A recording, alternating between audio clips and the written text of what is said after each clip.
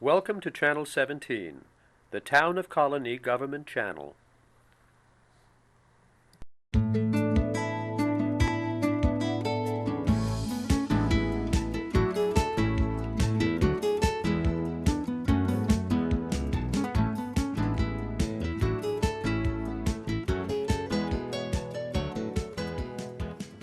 Hello and welcome to The Money Factor.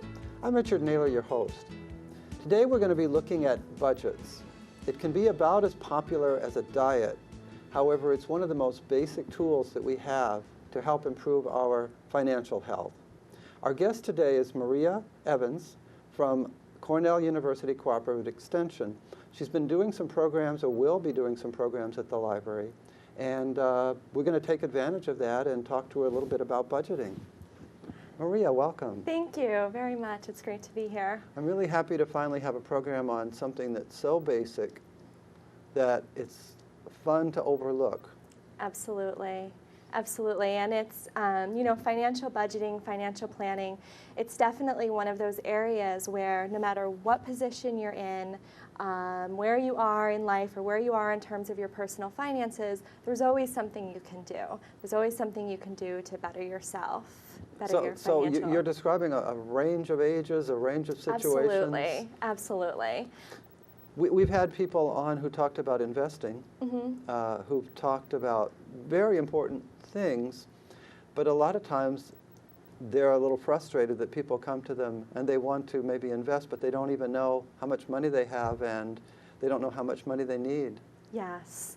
And a number of the workshops I teach, I meet people sometimes who, they're moving forward in life, but sometimes they haven't done something as simple just to sit down to work on their personal financial goals, and then from that develop a spending plan for the entire family. So that's what we would like to talk about and encourage. Absolutely, absolutely. Let's look a little bit at the programs that you do. Yes. And I know Cornell is a wonderful source of teachers and community support. It is. I'm a community educator in the Human Ecology Division of the Extension. Yes. The Human Ecology Division, we do a number of great programming from parenting to nutrition, and then I do the financial literacy piece. So I actually teach three workshops. One is called Making Ends Meet, which I'll be teaching here in March 11th, okay. In the Colonie Library, which is a workshop, 2-hour workshop, where we discuss the process of creating a spending plan. Things to be aware of, ways to analyze, track your spending, to hopefully get folks going on the right track. Nice amount of time, probably. It is. It is. It really, the 2 hours allows folks to really ask the questions that are important to them. So we hope that everyone who comes gets the most out of it that they can. And you give them some tools? Yes, thank you. That's always sure. the good part, right? Every workshop participant receives a money management kit. They get a file folder, a marker board, a calculator, a cash tracker, which we'll talk about in a little bit, and some other fun things. But just try to give people the tools so then they could go home that day and put into use some of the things that we talk about. And so if they are interested in this topic that we're working on today, that would be an excellent program, so they should watch the newsletter. Yes, okay, definitely. Great. Yes. Now you do a couple other things, and I know they fit in. Yes, the other class is a credit debt workshop. We talk about pitfalls of credit cards. The average American family, I believe, has about 10 credit cards with $10,000 in debt. So we definitely talk about ways to, things to look out for in terms of credit issues. And then also, if you do have some credit card debt or debt in general, what are some strategies for thinking about how to start paying off that debt? And we can talk about that a little more when we get into the budgeting, because it is a part of the budgeting if you're absolutely having to deal with that. Yep. Now, one more class is Save Energy, Save Dollars, which is a great workshop in teaching folks low-cost, no-cost ways to reduce energy use in your home, therefore reducing your energy costs. And I always tell folks that if I can do some of the things I teach in the class, then anybody can go home and do it, from making sure air leaks in your home are tightened up, and other simple things that you can do to really lower those home energy costs. So anybody thinking along those lines, yes, they should go to that class. Yes, absolutely. Great. Now, back to budgeting. Yes. The fun thing that Yes. we like to avoid. Yes. If, let's say somebody would like to do it, most people can recognize, yeah, it's a good idea. But how do you get from that germ of an idea Absolutely. to really being on the way? Yeah. I think the very first thing that anyone should do is to figure out what their personal financial goals are. To picture your life 5 years from now, 10 years from now, 20 years from now, and to really figure out, what are you saving for? Is it your child's education? Is it your own education? Perhaps planning for retirement. Maybe something a little smaller, such as saving up for a purchase, a car, or Christmas presents. Which people have to do periodically. Absolutely. Sort of figuring out what your short-term and then your long-term financial goals are. I always say to folks, it's kind of like planning a trip. If you're going to plan a trip, the first thing you need to do is figure out where you want to go before you can move forward. It's a nice analogy. Yeah, yeah. Life is a trip. Exactly. And I encourage folks too, and this is something we talk about in the workshop, is that goal, for your financial goal, to be as specific as possible. If you're planning on buying a car, what kind of car do you anticipate purchasing? What do you think it's going to cost? What would your monthly payments be? The more specific you can be with that goal, the better able you are to then plan for it. Makes sense. Yep. And I don't know if we left out, the way you said that, people who really need some help in controlling their finances. Yes. I've heard that sometimes people whose houses look wonderful and who have great furniture and cars, sometimes within, they're living on credit. Yes. And so no matter how much money you may be making, sometimes people are overspending. Right, absolutely. Because then once you have those goals established, then I encourage folks to really weigh every financial decision or purchase back against that goal. It's always returning to that goal, right? So if you're in a store and you see something, a new TV that looks great and you think would look great in your living room, before you use your credit card or before you make that purchase, you think back to that goal and you think, is this purchase going to get me closer to my goal or further away from my goal? I like that. And so deciding at that point whether you actually need it in the scope of the bigger picture. It reminds me of something in psychology.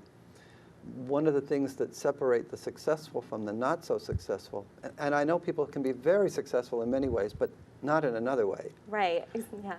Is where you're going to be successful, you need to be able to control your emotions and your impulses. Absolutely. And you're giving us a longer time horizon.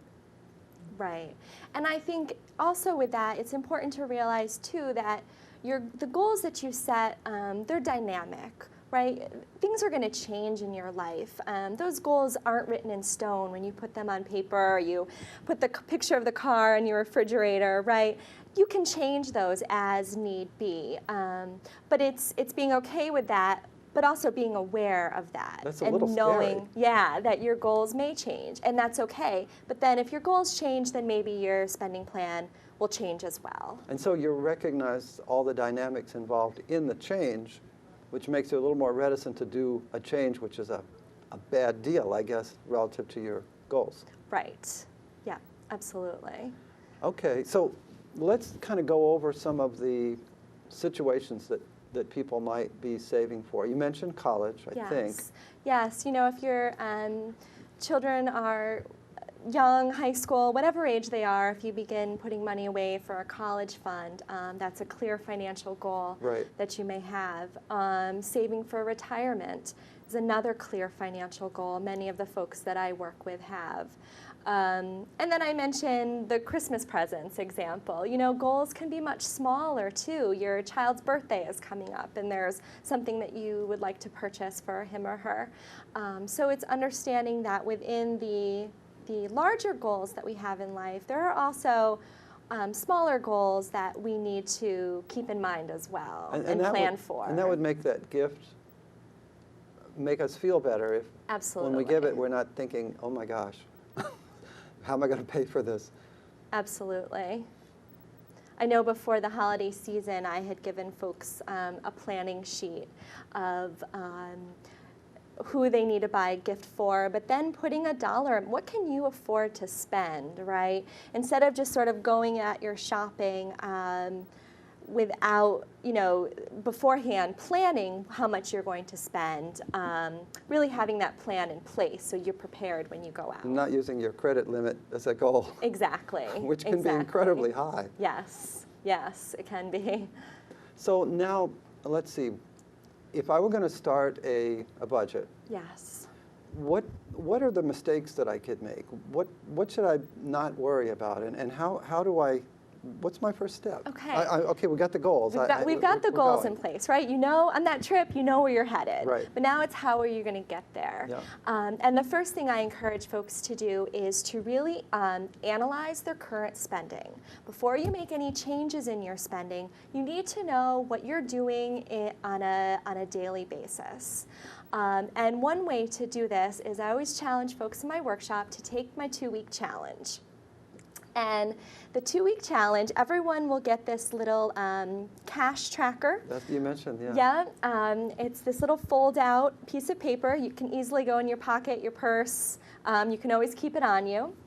And basically what we say is every time in the 2-week period, every time you make a purchase, whether it's your grocery shopping for the week, whether you've put gas in your car, whether you bought a lotto ticket, whether you bought a pack of gum, a bottle of water, whatever it is, you write it down.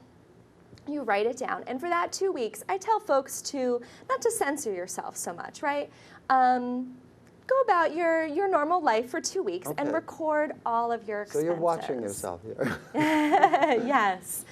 And I guarantee you that you will be surprised at the money you're spending on things that maybe you don't really need. And how that could add up then. Exactly. And that, exactly, the small changes that we can make in our daily spending is where we can actually see long-term benefits. What that reminds me of is what happens in my mind when I look at a credit card statement and you've got all these things on there, but you see a big number at the bottom. And you know that those numbers up there are wrong because they couldn't possibly add up to that number. Exactly. How did you get there? Right? And then you start adding and you find out it's right. Yes. There's something, I don't know if you've ever heard of the latte factor. The latte factor. Yeah, exactly. That Starbucks, Dunkin' Donuts started to get, you know, popular. You're busy in the morning, you're rushed, you run in to grab your cup of coffee and your muffin. $6 later. Exactly. And if you're doing that 5 days a week, over the course of a year, that's a lot of money that could have been gone to that goal that you set for yourself. Right. And I do it too. You know, I did this for myself, and I found that every time I filled up my gas with car, I went into the gas station and I picked up a bottle of water and a snack. And it was an additional $3 to $4 every time I put gas in my car. But life is busy, right? And if we're not conscious of what we're spending, it's so easy to just spend the money. And that was just one thing. Exactly, exactly. Now, the tracking, that's going to be something that they have to always do, or just the 2 weeks? I say do it for the 2 weeks. I mean, you can certainly do it longer, which would be great, but that can be we all have busy lives, right? Right. That can be difficult to do. But if you do it for the 2 weeks, I think that gives you a good picture of what your spending habits are like on a day-to-day basis. And maybe you could do it periodically just Absolutely. to see how you're doing. Check back in with yourself, right? Right, a little sample. Yeah, exactly. And see how Now, it's going. when you do that, what do you end up with? You have a big list of things that's sequential, like a journal. Exactly. But do you organize those into categories, or what do you do? You can definitely do that. You're going to have a list of the items you purchased with the cost, right, Okay. of that purchase. You can categorize things, you know, how many times did you stop at Dunkin' Donuts, not to pick on Dunkin' Donuts or Starbucks, Well, but I how like many, them, so yeah. it's also a plug. Exactly. You know, how many times did you buy something that maybe there's a cheaper way to get it? So it's still understanding what you may need. Obviously you need breakfast in the morning, right? But what kind of breakfast? Exactly. And what's a cheaper way to then meet that need without spending $6 every morning? Right. So we get some perspective. Yes. Now we know that we spend $600 a year on lattes. Exactly. And now where do we go from that? What's the next step after you do a kind of an inventory or assessment? So then the next step is to really making a commitment to yourself to say, okay, I love stopping at Starbucks in the morning for coffee. 5 days a week is expensive, but I still love to go there. So you know what? Maybe I'll only go there 2 days a week, and the other 3 days a week I'll have breakfast at home. Or if it's seeing, you know, I get a soda out of the vending machine every day at work, and that's $1.75. Sounds, you know, pretty small on a daily basis, but added up, that obviously that number grows. Right. So it's saying to yourself, you know what, I'm going to buy soda at the grocery store and bring it into work, leave it in the refrigerator, and then I'll have it. So then... And 36 cents. Exactly, exactly. So then it's taking that transaction record and really using it to then make changes in your daily spending. Okay.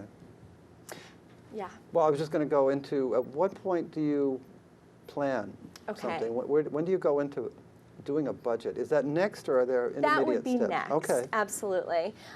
So once you've got these changes that you've made, there are a number of ways you can go about doing a budget. On a very simple basis, you know, you want to know what the bills are that you absolutely have to pay each month, right? What your fixed bills are. And I suggest sometimes it's easy as simply having a calendar, circling the days that your paycheck or whatever income you have coming in you receive, and then writing on the days of the calendar, on the days your bills are due. And so you have a quick snapshot look of where you are in the month, when your pay is coming in, and when your bills are due. Something like that would be very easy to Would you put anything else on there, or would you? You could certainly then add in as much information, detailed information. You could have a budget right on a monthly calendar. Exactly, you can. So you really leave it open to people. Yeah.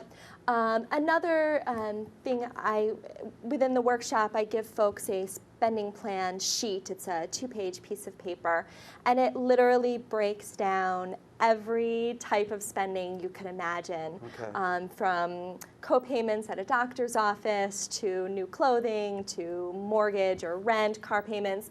And so you can use a sample like that to really basically list out everything you spend in a month. And it also kind of gives you, it prompts you, so maybe you don't think that that insurance bill, which is every 6 months, is going to come. Yeah. And so you got to count that. Absolutely.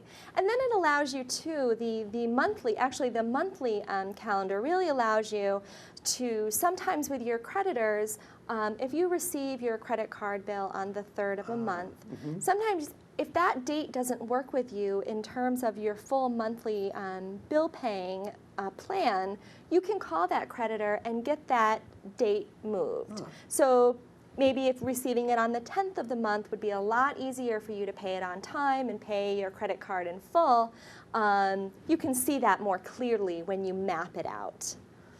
That might help people with their impulse control, because if you've spent that money, you're not going to have it, you're not going to see it and think that you're wealthy even though 2 weeks away you're going to get a bill for all the things that you were putting on that plastic. Absolutely, absolutely. Nice idea. Yeah. And then I think, too, in combination with that, it's also looking at the resources that we have around us in our personal lives and in our community of ways that we can cut bills down or reduce our spending, right? That's ultimately what we would love to do, is to reduce our spending and get things moving in our favor. And the library, for example, is a fabulous resource for your magazines, daily papers. I almost can't resist. There's something, we can show it on the screen as well, but called the Budget Kit. So absolutely. So yeah, there are a lot of books. There are, yep, definitely. And finding tools like this that you can use without spending money to help you out. That's true too. Absolutely. And yet this is so important that they may need a little hand-holding and guidance to get started. Yes. Just like people go to a weight loss clinic, they can certainly eat less on their own, but it's so psychologically helpful to many people to have to face the scale. It is. And somebody saying, okay, you just paid this, you don't want to waste your money, your membership, I'll get on the scale and I'll abuse you by telling you you didn't do well, or praise you and say you did it. Right, right. You know, I always tell folks in my workshops that knowledge is power, right? Kind of cliche, but it's true in that sometimes it's scary to pull out that credit card bill that you've put away, or some of the other bills that maybe you are kind of afraid to look at, right? But I guarantee you that if you put it all out on the table and you make a plan to work on paying things down, getting things under control, really examining your spending, you're going to feel so much better about yourself, and just feel good about moving forward. Okay, so we're going to feel better. But let's look at some of the other aspects maybe that we haven't covered. Sure. We have to think of them, I guess. But we've got the kind of bills that always come. So those are fixed. Exactly. We have something in the middle probably where, okay, we have to eat, Right. but what do we eat? Yes. And then we have the third one, which, I don't know, maybe they're more than third. There are all kinds of price things out there. But then there are things like presents and movies and eating out. Yes. And again, it's, you know, each plan is going to be different based on the person, right? You need to really individualize your plan and find out what's going to work best for you. But absolutely, you need to know what your fixed bills are, your rent or your mortgage. If you do need a car to get to work, if you can't use public transportation, what that car payment is going to be. But then from there, food is a great example. It can be very tempting to want to eat out all the time because it could be quick, easier when life is hectic. But that's comfort, absolutely. But that's a place where folks spend a lot of money that they may not really need to. And really trying to plan your meals, shopping at a grocery store instead of a convenience store. Looking for sales, coupons, all of those things can go a long way. And some of this sounds like common sense, right? But sometimes in our normal life, it can be hard to necessarily remember what we need to be doing. Right. I think even though it's common sense, it's like dieting also. It's common sense if you eat more, you gain weight. And if you don't eat so much, you lose weight. Yeah. It doesn't make it easier for a lot of people. Right. And as we go through our day and we get stressed out, it's hard to focus on that. Yes. One of the things we do in the Making Ends Meet workshop is we look at a case study of Sarah. And Sarah is a fictional person, and there are a lot of things Sarah does right. She's a great mother, cares for her children, but there are a lot of areas where Sarah can improve in shopping in expensive stores or going out to the movies all the time, eating out. And so we look at Sarah because I always say to folks there's a little bit of all of us in her in this case study. And it allows you to sort of see things in her that you might want to change in your daily habits and use that as a good reference point. So is it fair to say, now we're talking about budgets in general. Yeah. We dealt with a few details. But people really need to use a book or come to a workshop and to see it laid out so that they can build up this process, because it's more than just thinking about it. Right. It's actually, you know, putting pen to paper and getting it down so it's something tangible that you can work with.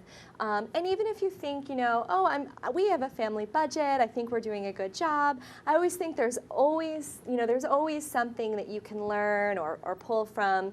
And the other great thing about the workshop is that the contribution from other participants in the room. I know I most times walk away from teaching a workshop having learned something myself. So it's a great way to really learn from other people and hear about what other folks are doing as well. So I think that's can't be stressed enough, that you can't just think about it, you can't just hear somebody talk about it, but that can motivate you to pick up a book and read and develop a system and lay it all out for yourself. So you have really a blueprint. Exactly. For your life. Right. And the blueprint, too, is for the whole family. I always say to folks, if you're married, if you have children, get your whole family on board in working on the budget together, but then more importantly, implementing that budget. You know, back to the 2-week challenge, you know, if you've got, you know, if you're married and you've got teenagers, let's say, have everybody do the 2-week challenge. It could also be, exactly, right?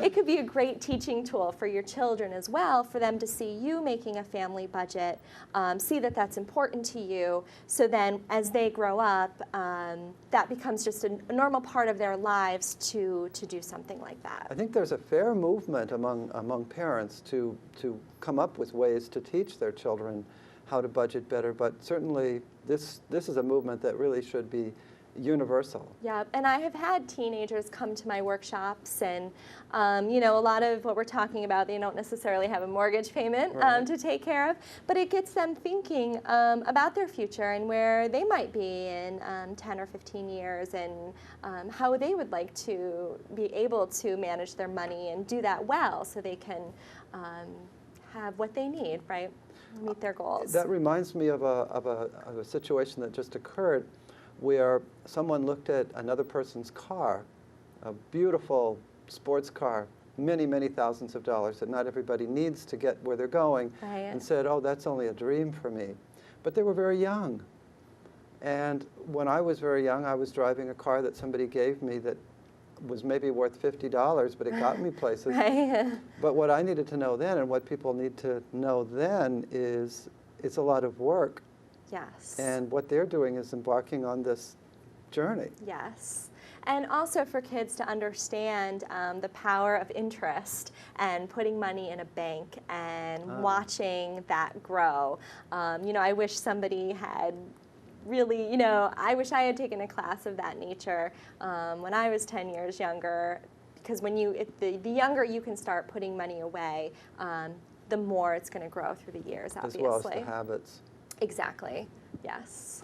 Now we're pretty much almost out of time in terms of our regular program, but let's just touch a little bit on credit issues. Yes. I know today especially this is one of the major themes with the mortgage problems, with people debating whether we're responsible for taking out a big mortgage that we can't pay, or whether the bank should have seen that we couldn't pay.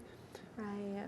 Any advice? You know, there are companies that are advertising, oh, send us money and we'll get you out of debt.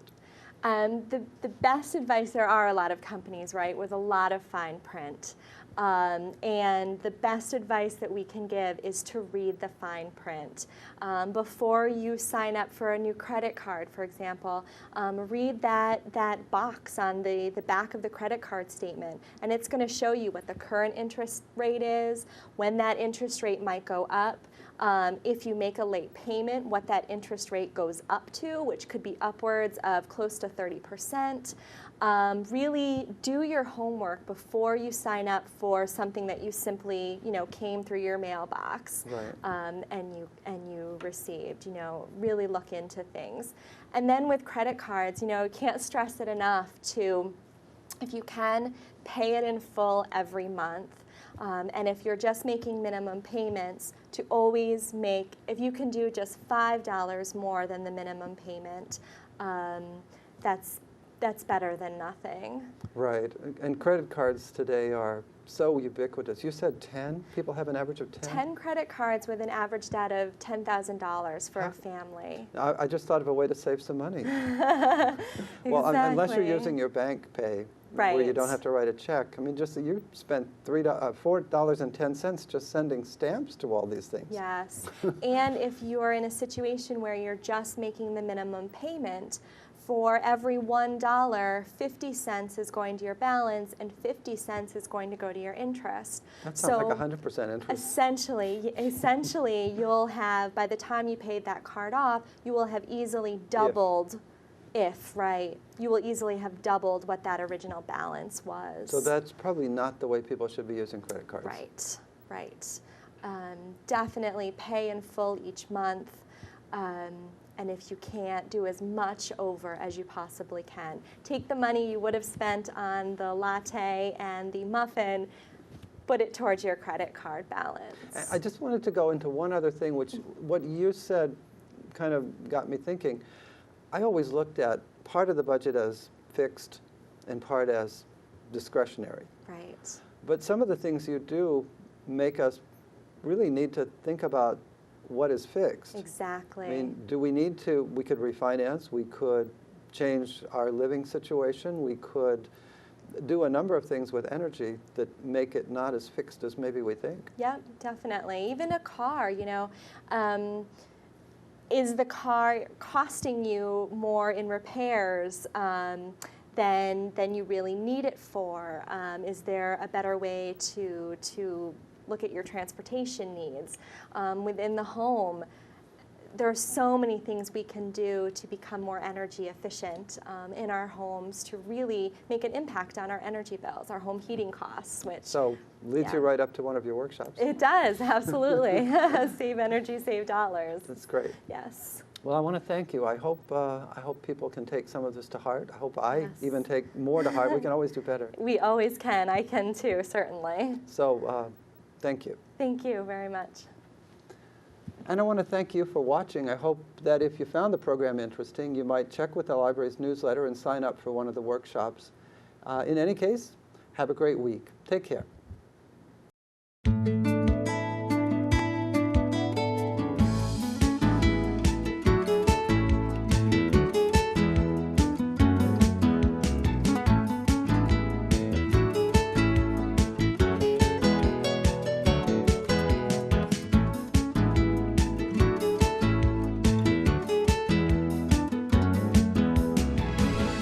Welcome to Channel 17, the Town of Colonie Government Channel.